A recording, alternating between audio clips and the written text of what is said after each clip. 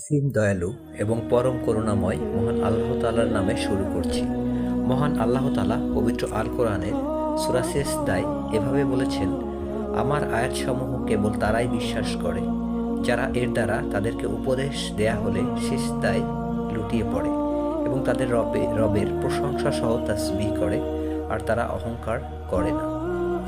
এই আয়াতটি খুবই সহজ সরল এবং এর অর্থ যদি আপনি এভাবে উপলব্ধি করার চেষ্টা করেন যে যারা আল্লাহ তাআলার প্রাপ্ত উপদেশ পাওয়ার পর সিজদায় লুটিয়ে পড়ে না বা তাদের রবের প্রশংসা সহ তাসবিহ করে না এবং আত্ম অহমিকায় ব্যস্ত থাকে, তারা প্রকৃতপক্ষে আল্লাহ তাআলার আয়াতসমূহকে বিশ্বাস করে না।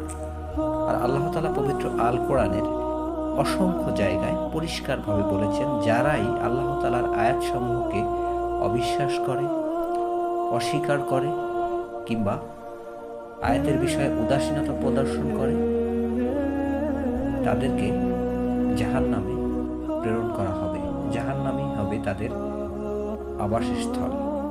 এটি অত্যন্ত পরিষ্কার এবং সুস্পষ্টভাবে আল্লাহ তাআলা বুঝিয়ে দিয়েছেন।